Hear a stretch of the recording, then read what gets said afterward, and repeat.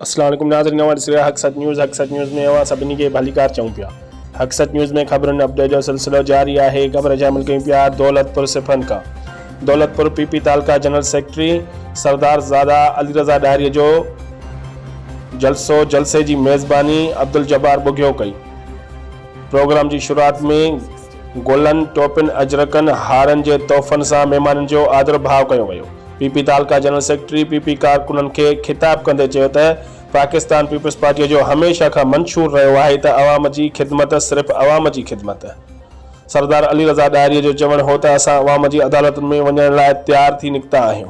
अगरि असां इलाइक़े जे माण्हुनि जी बहितर तरीक़े सां ख़िदमत कई आहे, जंहिंजे करे असांजे इलाइक़े जे माण्हुनि जी असांखे बहितर मोट मिली आहे। हीअ असांजी मुहिम इंशाअल्लाह नवाण आणींदी ऐं अवाम जो पार्टीअ तरफ़ एतमाद वधंदो।